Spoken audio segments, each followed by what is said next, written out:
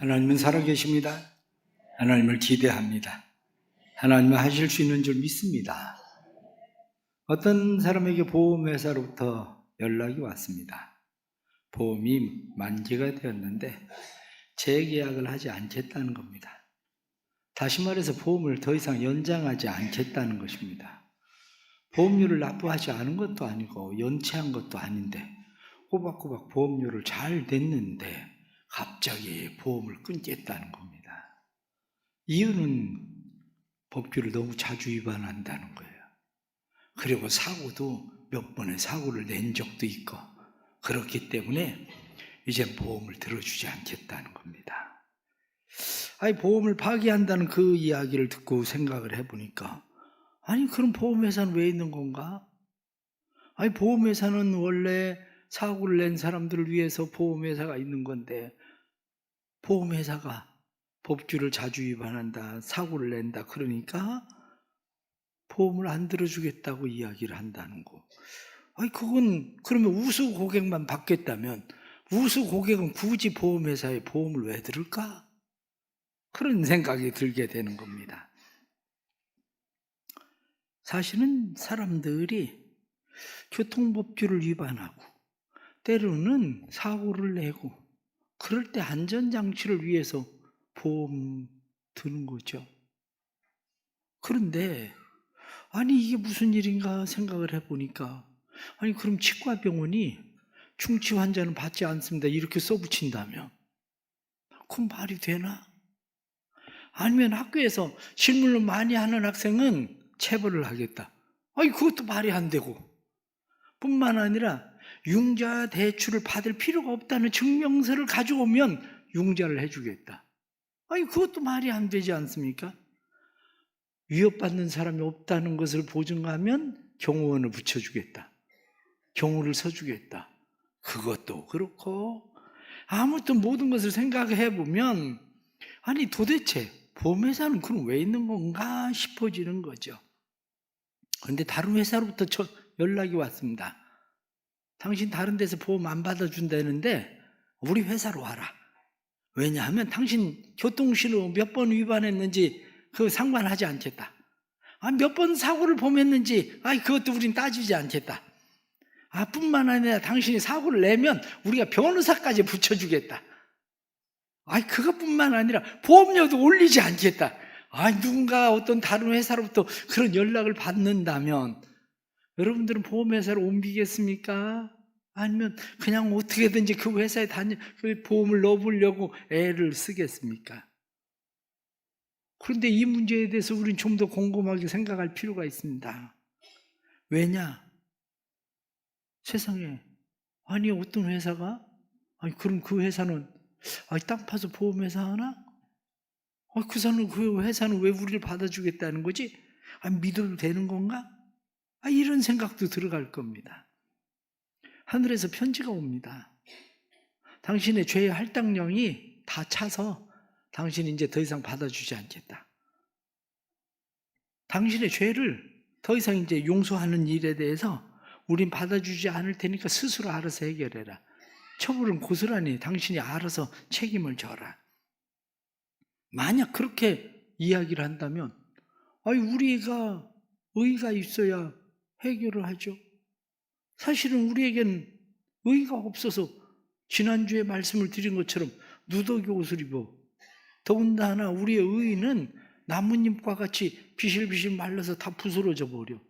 그래, 우리의 수치를 가릴 수도 없고 진노를 피할 수도 없는데 그러면 우리 보고 어떻게 하라고 어쩌라고 이런 생각이 들어갈 수밖에 없습니다. 왜? 성경은 우리에게 죄의 삭은 사망이다 우리 선언을 해버립니다. 그러니 사람들은 죄의 삭은 사망이다 이렇게 말하니까 어떻게든지 그걸 가려보려고, 수치를 가려보려고, 진노를 피해보려고 돈이나 명예나 권력이나 아니면 종교나 선행을 가지고 우리를 가려보려고 노력하고 애를 쓰는 거죠. 그런데 누군가 이런 죄의 문제를 고민하고 번민하는 사람에게 또 다른 연락이 옵니다. 오라, 우리가 서로 변론하자. 당신 죄가 주홍 같을지라도, 당신 죄가 진홍 같을지라도 상관없다.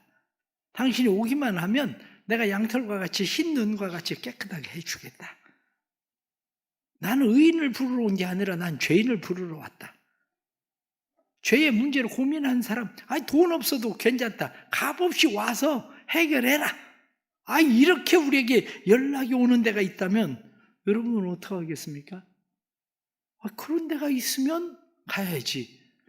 왜? 내 의나 내 노력을 가지고 되지 않는다는 것을 우린 너무 잘 알기 때문입니다.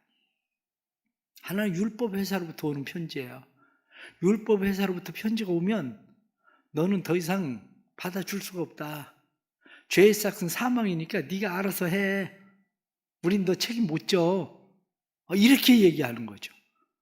그런데 은혜 회사로부터 연락이 옵니다. 와라. 괜찮다. 받아주겠다. 은혜의 선언을 우리에게 행합니다. 그런 일이 일어날 수 있을까? 사람들은 생각을 하고 믿어도 되나? 이런 생각을 할 수 있겠죠. 그러나 성경 우리에게 분명히 말씀합니다. 하나님 세상을 이처럼 사랑하사 독생자를 주셨으니 누구든지 그를 믿는 자마다 멸망하지 않고 영생을 얻게 한다. 영접하는 자, 곧 그 이름을 믿는 자에게는 하나님의 자녀가 되는 권세를 주셨다. 그래서 심판에 이르지 아니하고 사망에서 생명을 옮겨졌다. 우리에게 그렇게 말씀하는 거죠. 로마서 4장 4절 5절 말씀에는 일하는 자에게는 그 싹이 은혜로 여겨지지 않지만 보수로 여겨지지만 일을 아니할지라도 경건치 아니한 자를 의롭다 하시는 이를 믿는 자에게는 그의 믿음으로 말미암아 의롭다 여겨지느니라. 그렇습니다. 우리가 무슨 일 대가를 지불해서가 아니라 그럼에도 불구하고 우리를 의롭다 여기신다는 겁니다. 이 얼마나 놀라운 일입니까? 그래서 그것을 다윗은 이야기하기를 불법이 사함을 받고 죄가 가리움을 받는 사람은 복이 있다. 사랑하는 성도 여러분, 우리는 복이 있는 사람입니까? 아닙니까? 불법, 우리의 죄가 허물이 가리움을 받고 사하심을 받으면 복 있는 사람이 되는데 난 그걸 믿어야 되나? 아니면 세상에 그런 일이 어떻게 일어나? 그 말이 안 되잖아? 이렇게 생각할 것인지. 그럼에도 불구하고 여전히 사람들은 의심스러운 눈으로 바라봅니다. 왜냐하면 그런 일은 일어나지 않아. 어떤 보험회사에서 아무리 사고를 많이 냈어도 받아준다고 하겠어? 나 같은 사람은 안 받아줄 거야. 누가 값없이 거저 은혜를 베풀어서 우리를 구원하겠다는 거야. 그래서 사람들은 그 은혜를 모르니까 여전히 옷을 갈아입으려고 하지 않습니다. 그러나 옷을 갈아입지 않는 사람들은 분명한 특징이 있습니다. 그건 뭐냐면 어린아이든지 아니면 옷을 갈아입지 않으면 어떤 일이 벌어지는지를 몰라서 그렇습니다. 아이들은 쓰레기더미 위에서도 놉니다. 아이들은 자기가 똥을 싸고 오줌을 싸고 그래도 그거 가지고 장난하고 그냥 아이들은 놀아요.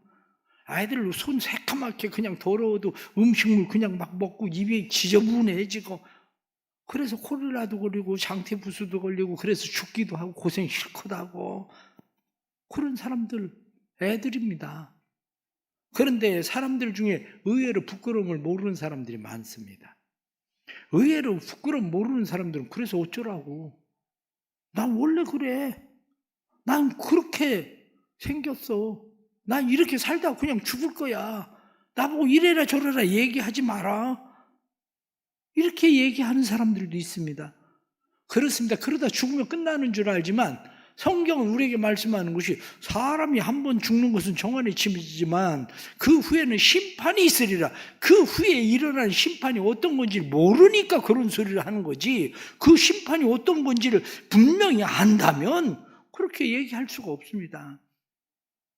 우리는 수치를 모르는 죄인이든지 아니면 우리는 진노를 모르는 죄인이든지, 그러니까 사람들은 죄에 대해서 무감각해지는 겁니다. 그래서 사람들은 그걸 조금 아는 사람들은 생각하기를 이렇게 저렇게 그냥 어떻게 이 문제를 내가 스스로 해결해 볼 수 있을까? 돈이나 명예나 권력이나 지식이나 그것을 가지고 우리를 가려보려고 하지만 아무리 우리 겉을 가려봐도 소용이 없습니다. 왜냐하면 우리의 겉을 가려봐도 중풍병자가 옷을 아무리 깨끗하게 입어도 그 사람들이 움직이기를 합니까? 걸어다니기를 합니까? 아니면 한센시병 환자가 옷을 갈아입는다고 해서 냄새가 안 납니까? 그 속에서 썩어 냄새나는 그 냄새가 밖으로 진동해서 풍겨 나오는데, 성경은 우리에게 말씀하기를 겉옷이 아니라 너희의 속사람을 바꿔야 된다. 속사람의 예수 그리스도로 옷 입어야 된다. 성경 그렇게 말씀합니다. 그게 바로 칭의의 옷이라는 거예요. 칭의. 우리로 하여금 칭의의 옷을 입었다는 이야기는 무슨 얘기냐면, 넌 하나님의 자녀가 됐어? 너 구원받았어? 그 이야기입니다. 그것을 자기에게 말하면, 나는 하나님의 자녀 되었나? 나는 구원받았나? 아, 그러면 나는 칭의 의롭게 되었구나. 그것을 우리가 믿어야 되는 겁니다. 탕자가 자기 아버지를 떠나서 돼지 치는 집에 가서 그냥 돼지하고 같이 살다시피 그 옷이나 모든 것이 다 더럽혀져 버렸습니다. 아버지가 그가 왔을 때에 그의 겉옷을 벗기고 목욕을 시키는 것으로 끝나는 게 아닙니다. 아버지는 그에게 손에 가락지를 끼우고 발에 신발을 신기고 하는 이야기가, 넌 종이 아니야. 넌 노예가 아니야. 이 집의 종도 아니고 이 집의 노예도 아니고 너는 내 아들이야. 이렇게 말하는 것처럼 하나님께서 영접하는 자, 곧 그 이름을 믿으면 우리에게 너는 종이 아니야. 넌 노예가 아니야. 너는 내 자녀야. 넌 구원받았어. 이 나라를 상속받을 자야. 이렇게 말씀하는 것이죠. 그러므로 성도들의 마음 가운데 칭의, 예수 그리스도의 옷 입은 것, 내가 그로 말미암아 의롭게 되었다는 사실에 대해서 아멘, 난 믿습니다. 난 거룩해졌습니다. 난 구원받았습니다. 난 하나님의 자녀 되었습니다 라고 인정하는 것, 그것이 우리에게 필요한 거죠. 그러나 여전히 사람들은 그 말이 되나? 그래도 내가 뭔가 조금 노력해야 되는 거 아니야? 내가 뭔가 조금 노력해야 그래 뭐 일이 일어나는 거 아니야? 그래도 내가 하나님 앞에 조금 더 가까이 가야, 하나님 손 닿을 만한 곳에 가야 그래도 하나님 날 구원하시는 거 아닌가? 이렇게 사람들은 생각합니다. 그래서 사람들은 의를 행해 보려고 열심을 내지만, 여러분, 그게 다 더러운 옷, 누더기 옷, 그게 나뭇잎으로 만들어 엮어서 만든 그런 의에 불과하다는 겁니다. 어떤 예쁜 처녀가 버스를 탔습니다. 버스를 탔는데 이 처녀가 속이 불편한 거야. 부글부글 속이 불편한데 왕비를 끼워야 될 것 같아요. 그 꾹꾹 참습니다. 꾹꾹 참는데 이게 도저히 참아도 안 되겠는 거야. 참아도 안 되겠으니까 어떻게 하겠습니까? 할 수 없이 방구를 끼긴 해야 되겠는데, 마치 모기가 있는 것처럼 모기를 잡는 차고 탁 치면서 방구를 뿡 꼈습니다. 사람들이 이제 못 들었겠지. 그리고 마음에 안심을 하고 있는데, 옆에 있는 할머니가 그렇게 얘기하는 겁니다. 박수를 쳐서 소리는 없앴는데 냄새는 어쩔 거야? 냄새는 어쩔 거야? 그렇습니다. 우리의 의라고 하는 것은 그런 거에 불과해요. 그런 것에 사람들은 여전히 그러나 하나님의 말씀을 믿으려 하지 않지만, 우리의 높은 건물들을 보십시오. 높은 건물의 꼭대기에는 다 피레침이 있습니다. 피레침이 없는 건물이 어디 있어요? 높은 건물은 다 뾰족하게 철사 같은 거 비슷한 거 하나 그냥 걸어놨는데, 우린 생각할 때 저거 가지고 뭐가 어떻게 된다고?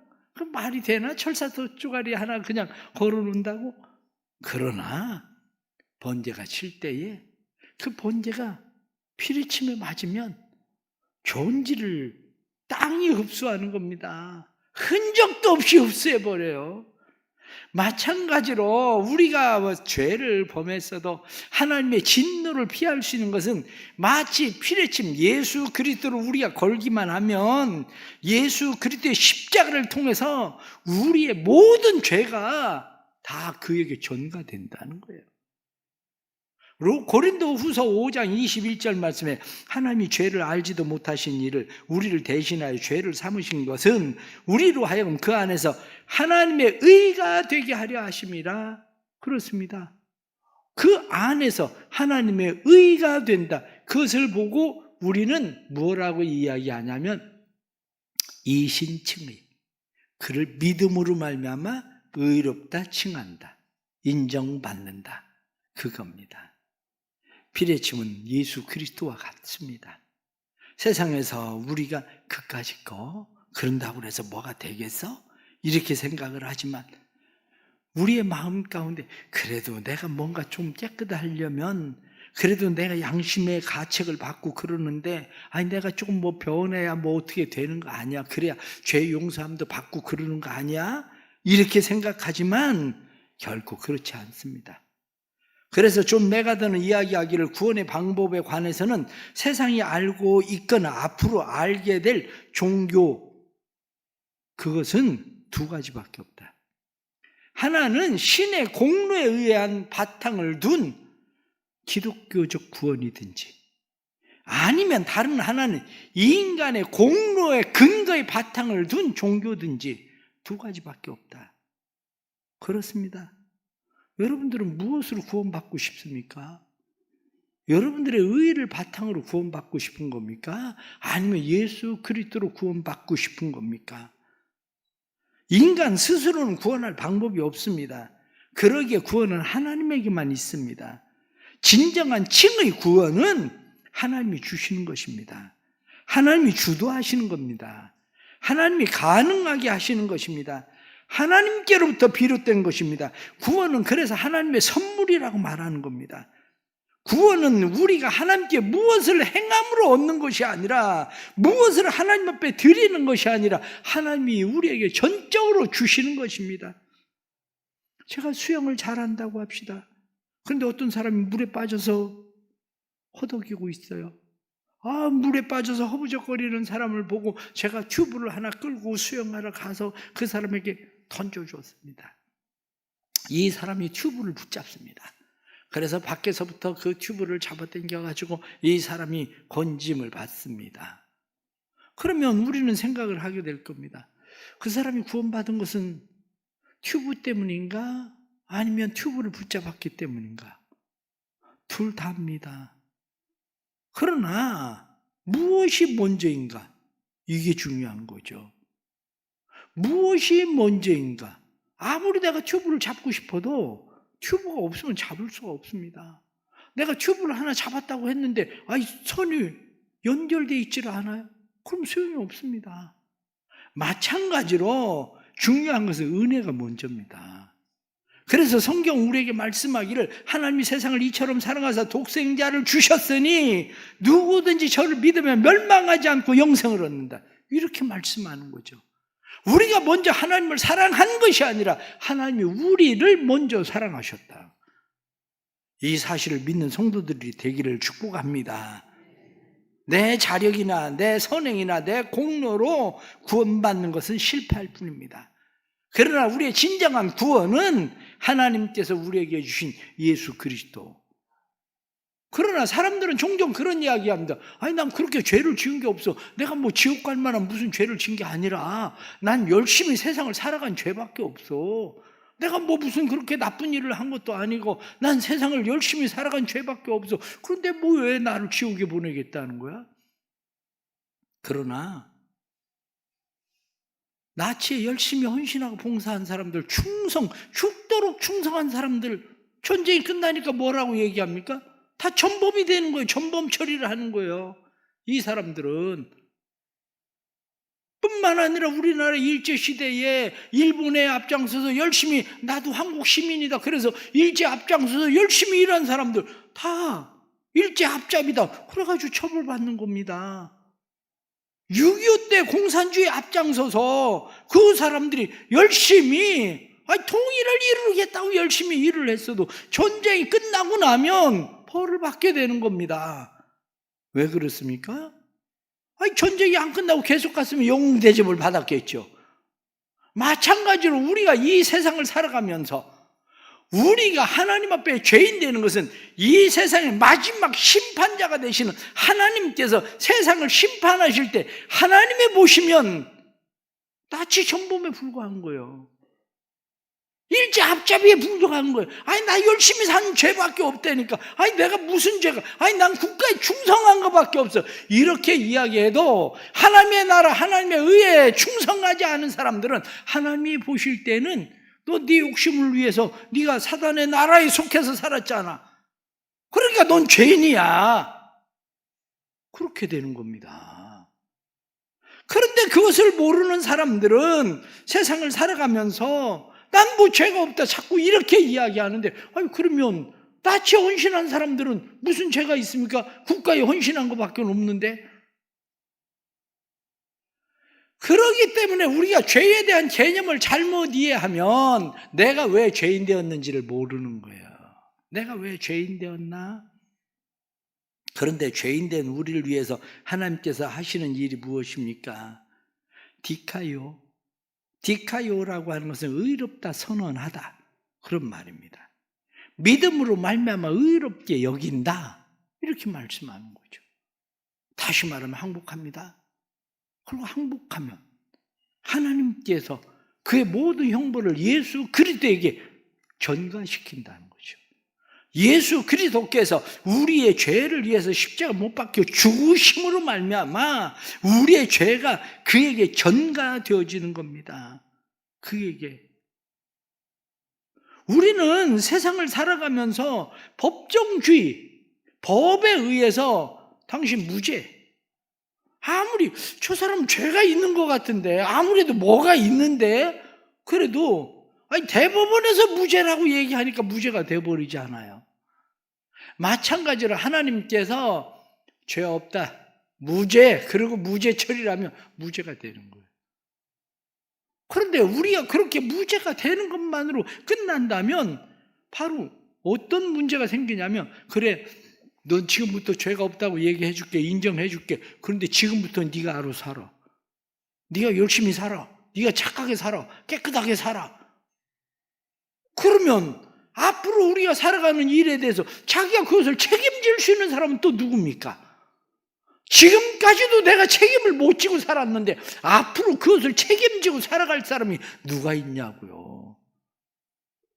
그러니까 우리가 이야기하고 있는 성경에서의 칭의라고 하는 것은 죄가 없다 그것만을 얘기하고 있는 게 아닙니다. 너 이제 더 이상 죄 없어, 죄 없어, 이렇게 무죄 선언을 하는 것으로 끝나는 것이 아니라 우리와 하나님 사이에는 아담이 내가 먹고 싶어서 선악과 하나 따먹은 죄밖에 없습니다, 이렇게 이야기해도, 또 무죄 이렇게 선언을 한다 할지라도 중요한 문제가 남습니다.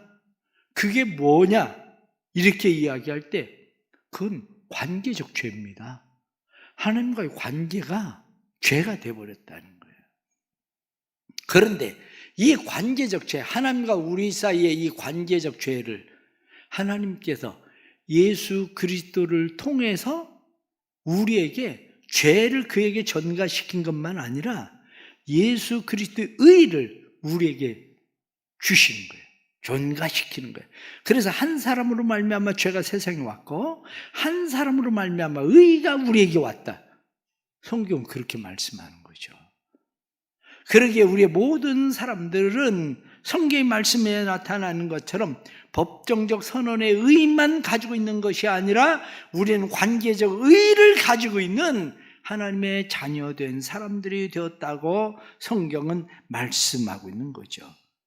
결국 예수 그리스도로 옷 입는다, 칭의, 이렇게 말하고 있는 것은 우리가 죄 없다고 선언을 받는 것만으로 끝나는 게 아니라 우리를 관계적 의, 예수 그리스도의 의로 우리를 옷 입히셔서 우리가 더 이상 죄인이 아니라고 성경은 선언한다는 것이죠. 그래서 기독교에서 중요한 것이 바로 칭의, 이 문제입니다. 그러나 문제는 어디에 있습니까? 아니 그래도 목사님, 내가 죄를 안 질 자신이 없는데요. 아니 그래도 목사님, 나 여전히 또 죄를 짓는데요. 아니 그리고 뿐만 아니라 아니 그렇게 내가 무죄라고 얘기해도 아니 내 안에 여전히 꺼리낌이 있는데요. 아니 어떻게 하죠? 그게 바로 오늘 성경 본문이 우리에게 말씀합니다. 오늘 성경 본문이 우리에게 무엇라고 말씀합니까? 그런즉 이 일에 대하여 우리가 무슨 말하리요? 하나님이 우리를 위하시면 우리의 대적인 사단 마귀가 우리에게 어떻게 하겠느냐?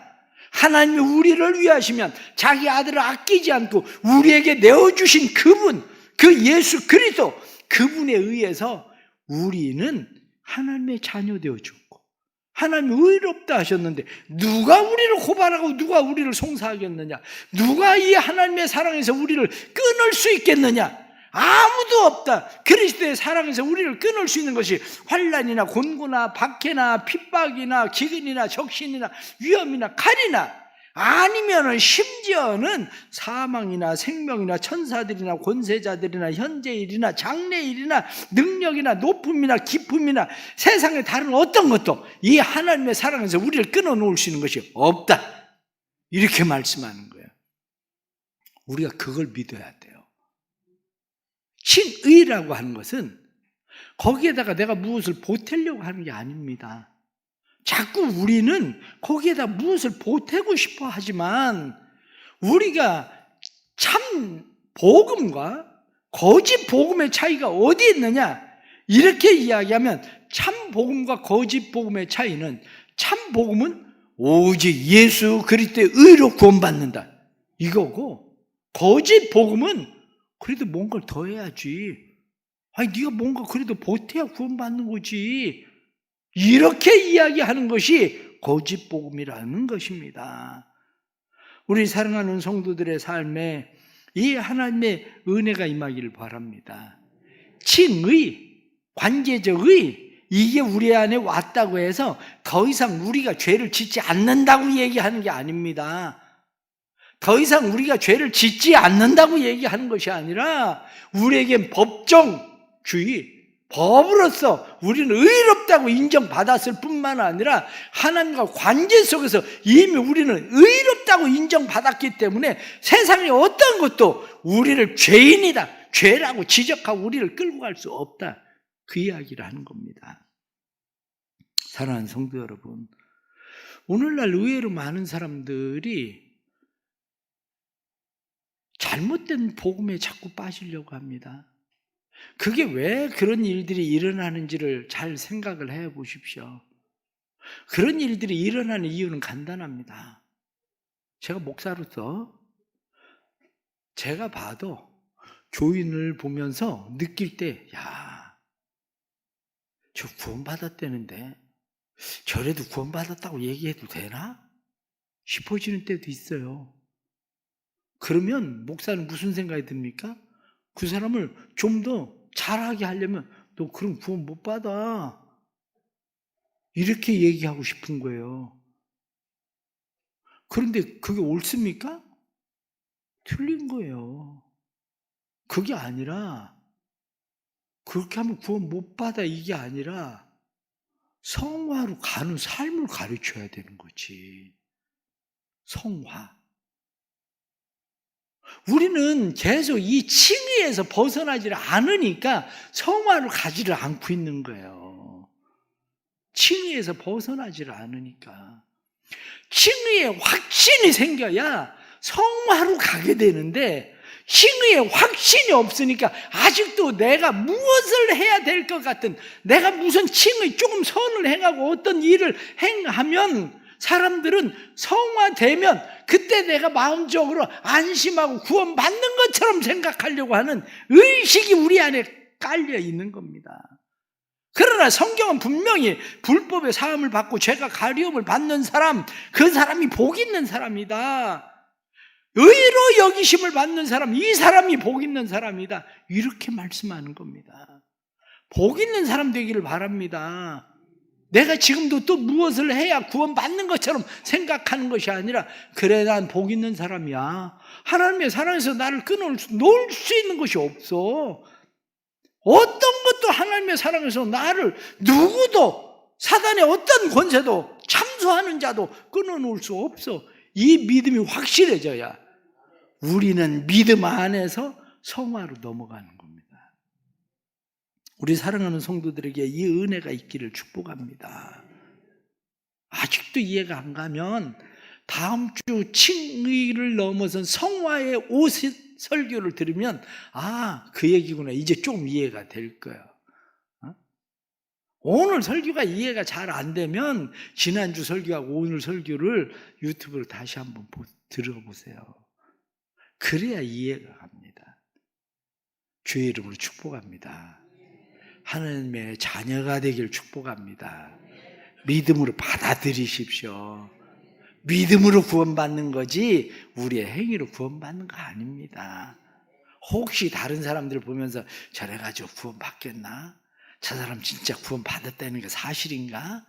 그런 쓸데없는 생각 하지도 말고, 그런 생각하면 벌써 내 자신이 이미 구원 못 받는다는 거.